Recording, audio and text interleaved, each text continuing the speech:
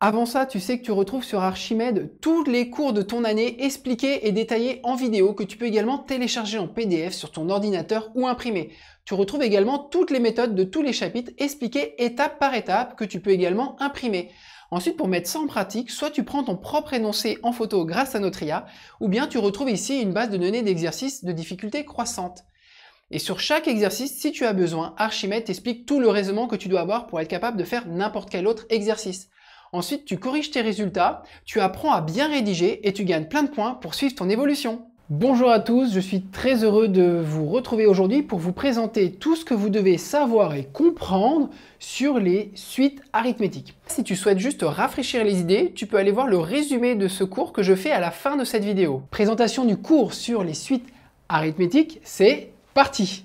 Alors peut-être tu te souviens au collège, en classe de 3e, tu as découvert ce que c'était qu'une fonction avec le chapitre notion de fonction. Nous venons de le faire avec les suites en classe de première, avec le chapitre précédent, généralité sur les suites. Et ensuite en 3e, tu avais vu deux natures de fonctions, les fonctions linéaires et les fonctions affines. Et bien ici, avec les suites, on va également voir des suites qu'on va dire arithmétiques, et puis dans un autre chapitre, une autre famille de suites qu'on va dire géométriques. Alors ça n'a rien à voir avec les fonctions linéaires et affines, ni avec les fonctions, mais c'est pour t'expliquer un peu le parallèle. On a défini dans un précédent chapitre ce que c'était qu'une suite, et là on va découvrir deux familles de suites, arithmétiques et géométriques, et ici on va parler d'arithmétique. On va donc définir, voir des propriétés, voir les variations en représentation graphique et la somme des termes d'une suite arithmétique. Allez, c'est parti! Alors tu sais, j'apprécie les images ou les exemples pour bien comprendre les notions et c'est ce que je te propose ici. Alors l'exemple dit, pensez à votre grand-mère qui tous les ans pour votre anniversaire ou Noël par exemple ou autre fête vous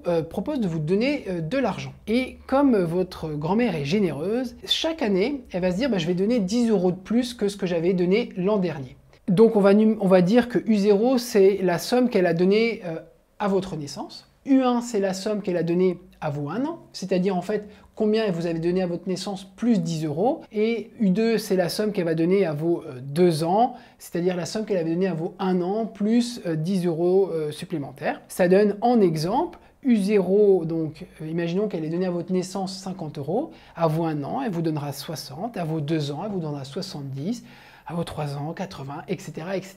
Eh bien mamie vient de définir une suite arithmétique. Et même à la fin de ce cours, il sera peut-être intéressant, si toi tu as placé ton argent dans une tirelire, tu pourrais être curieux de savoir mais combien y a-t-il dans ma tirelire? Eh bien il y a une formule qui va nous donner la somme, tous ces montants-là qui se trouvent dans ta tirelire. Tu auras une formule magique qui va te donner le résultat de cette somme globale. Alors maintenant la définition plus propre d'une suite arithmétique, je te la note en bas. Une suite est dite arithmétique si on obtient un nouveau terme en ajoutant au précédent terme un même nombre, toujours le même. Nous, c'était toujours, on ajoute 10 € de plus par rapport au nombre qu'on avait reçu avant. Autrement dit, une suite est dite arithmétique s'il existe un réel petit r qu'on va appeler la raison, tel que on va obtenir un nouveau terme en ajoutant à notre précédent terme ce même montant à chaque fois, cette même valeur R. Ce qu'il faut retenir, c'est qu'une suite est définie de manière arithmétique grâce à une forme récurrente. Tu vois que là, cette suite est définie de manière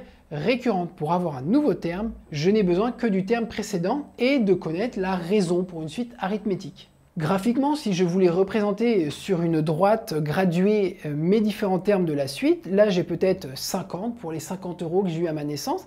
Et combien est-ce que j'ai à U1, mais un an? Eh bien c'est la somme d'avant plus un nombre qui est toujours le même entre mes différents termes, puisque mamie a dit chaque année je te donnerai 10 € de plus que l'année précédente. Donc c'est toujours plus 10, plus 10, plus 10. Alors ici, je te donne une suite et on voit bien qu'elle est définie de manière 1 récurrente et 2 qu'elle respecte la définition d'une suite arithmétique puisque pour avoir un nouveau terme, UN plus 1, à UN, son précédent, j'ajoute 7. Et on a un point de démarrage qui est U0 égale 3 et donc U0 égale 3. U1, c'est donc le précédent plus 7, ça fait 10. Le terme encore d'après, c'est à nouveau plus 7 et plus 7 et plus 7. À noter aussi que la suite des nombres entiers positifs, par exemple, c'est une suite arithmétique. C'est toujours pour avoir un nouveau terme, je prends mon précédent et j'ajoute 1.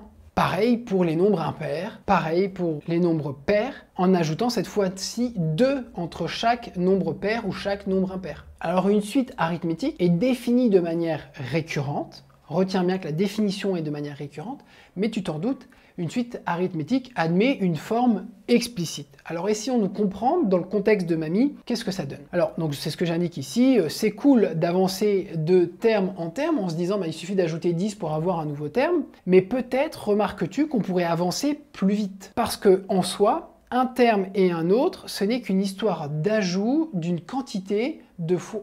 Eh bien oui, parce que en fait, étant donné que je sais que pour passer d'un terme à son suivant, il suffit de rajouter la raison, plus 10 € par exemple, je vais peut-être être capable de sortir une formule qui, à partir du moment où je sais combien j'ai eu à ma naissance, si je veux connaître la somme reçue à mes 10 ans, il va falloir que j'ajoute simplement un certain nombre de fois la raison. Et donc c'est comme ça qu'on définit une suite arithmétique de manière explicite. En fait, si tu veux avoir combien d'argent tu reçois à une année N, il suffit de prendre combien tu avais reçu à ta naissance, les 50 €, et d'ajouter finalement N fois la raison, N fois le nombre d'années fois les 10 €. Alors il y a une petite démonstration ici qui permet de comprendre comment est-ce qu'on obtient une forme définie de manière explicite pour une suite arithmétique. Et donc, si on reprend notre exemple, comme je te le disais, repensez à votre mamie qui vous donne de l'argent chaque année. À vos 9 ans, elle va donc vous donner le montant qu'elle a donné à votre naissance, plus 9 augmentations de 10 €.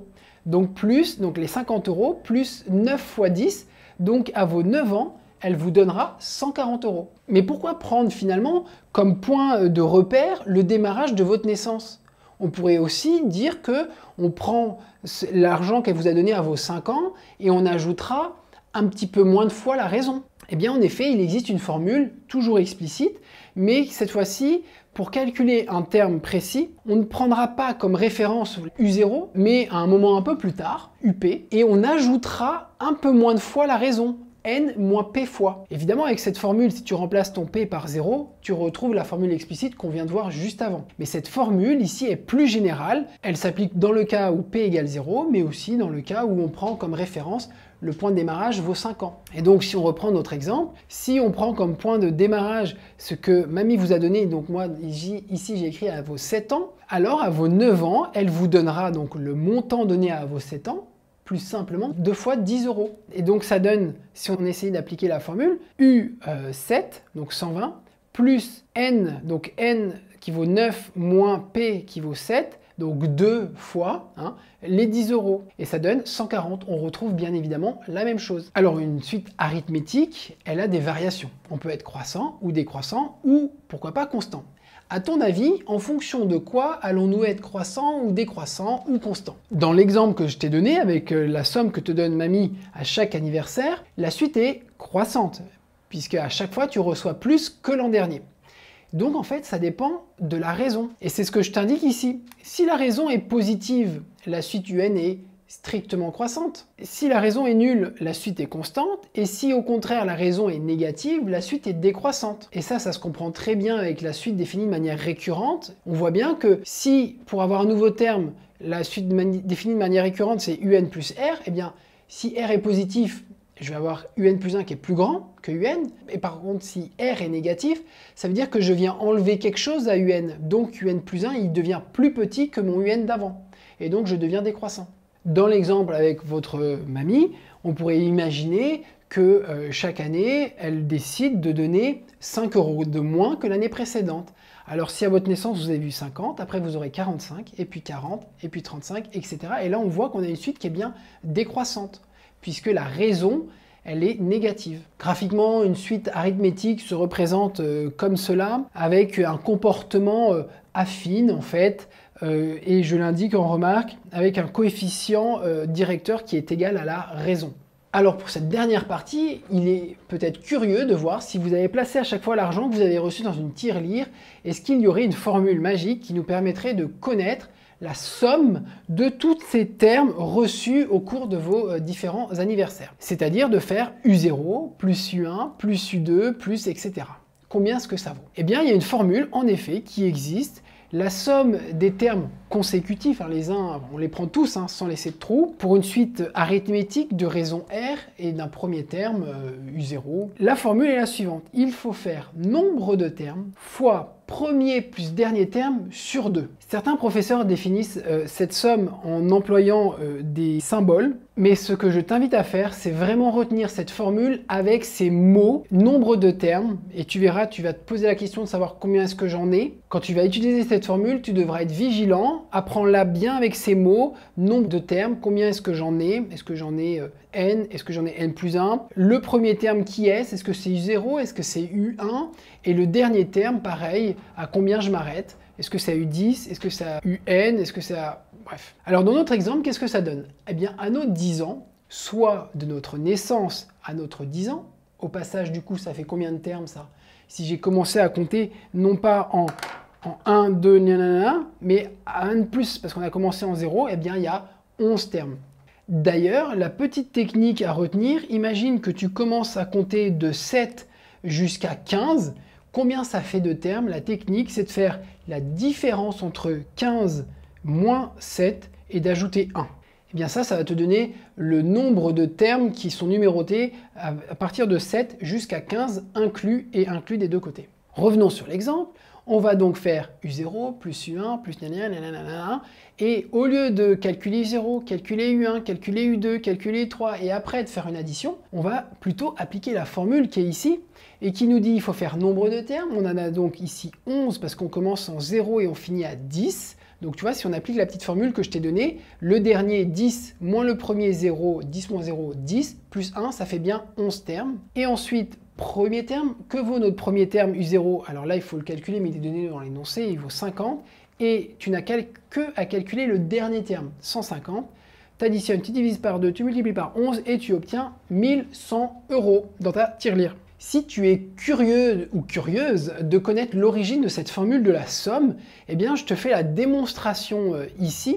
Et cette démonstration, l'astuce repose sur cette partie-là où il faut former en fait deux éléments qu'on vient additionner pour former quelque chose de plus gros, mais après on revient dessus en divisant par 2. Et pour mieux comprendre cette chose, eh bien il y a un petit exemple et une anecdote à connaître ici, qui est très intéressante à lire. Alors je te la résume très rapidement. Il est dit qu'un jour, un professeur demande à ses élèves, s'il vous plaît, additionnez-moi 1, 2, 3, etc.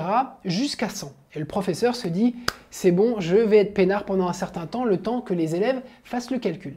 Et puis, en fait, très rapidement, il y en a un qui lève son doigt, il s'appelle Monsieur Gauss, et il donne la réponse. Eh bien, figure-toi qu'il donne la bonne réponse. Et on va voir dans cette méthode comment est-ce qu'en fait, ce jeune garçon, il s'est modélisé le problème posé par son professeur et comment est-ce qu'il est en effet parvenu très rapidement à trouver la bonne réponse et finalement même à trouver cette formule générale qui nous permet de répondre à cette question. Eh bien, il s'est dit que quand le professeur me demande de faire 1 plus 2 plus 3, etc. jusqu'à 100, c'est comme si j'avais des petits cailloux que je devais additionner. Donc au début, j'en ai 1, et après j'en ai 2, après j'en ai 3, jusqu'au dernier où j'ai 100 cailloux. Et il faut que je fasse l'addition de tout ça. Et qu'est-ce qu'il s'est dit? Eh bien, il s'est dit que peut-être on pouvait combler les trous par finalement le même triangle vert mais inversé, positionné en dessous. Donc ici, il a rajouté 100 cailloux. Ici, il en a rajouté 99, 98, etc. etc.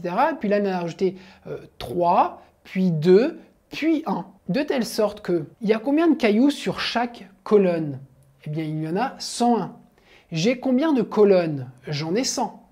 Donc, si tu devais calculer le nombre de cailloux sur la totalité, c'est comme un rectangle, tu fais largeur fois longueur. Mais nous, on n'en avait pas cette totalité au début, on n'en avait que la moitié. Et donc, il fait simplement le produit de 100 fois 101 et il divise par 2. Et paf, il donne la réponse. Et c'est malin, et c'est ce que je te disais tout à l'heure, la suite des entiers naturels, 1, 2, 3, 4, etc. C'est une suite arithmétique. De raison, comment je passe de terme en terme, de raison 1. Et donc faire la somme de tout ça, c'est faire une somme des termes d'une suite arithmétique. Et donc, ce petit problème met le jeune homme dénommé Monsieur Gauss sur la piste d'une formule pour calculer les termes d'une suite arithmétique. Voilà, c'est la fin de ce chapitre. On en fait maintenant très rapidement le résumé. Nous avons d'abord défini une suite arithmétique et on l'a définie de manière récurrente. Il faut retenir qu'on obtient tout simplement un nouveau terme en connaissant son précédent et en ajoutant R, un nombre fixe qui ne bouge pas, qui vaut tout le temps la même chose. Donc pour avoir un nouveau terme, je prends le précédent et j'ajoute la raison R. Donc ce qui est à noter, c'est que l'écart entre deux termes de la suite, deux termes consécutifs de la suite, est toujours séparé par le même nombre R. Une suite arithmétique admet une forme dite explicite, et c'est celle-ci, en tout cas c'est le cas particulier, parce qu'on va voir qu'il y en a une autre. Un nouveau terme UN se calcule en faisant U0 plus n fois la raison. Mais finalement, une autre forme explicite qui présente une suite arithmétique, on n'est pas obligé de commencer en U0, on peut prendre comme point de référence un terme un peu plus loin, UP, et dans ce cas-là, on va ajouter un peu moins de fois la raison, et on va l'ajouter n moins p fois. Donc cette formule est plus générale, UN égale UP plus n moins p fois la raison. Enfin, on a vu les variations d'une suite arithmétique, elles dépendent uniquement du signe de la raison. Si la raison est positive, on a une suite croissante. Si la raison est nulle, on a une suite constante. Et si la raison est négative, on a une suite décroissante. Et enfin, très important, tu l'utiliseras dans beaucoup d'exercices, la formule qui nous permet d'avoir la somme de tous les termes de la suite arithmétique.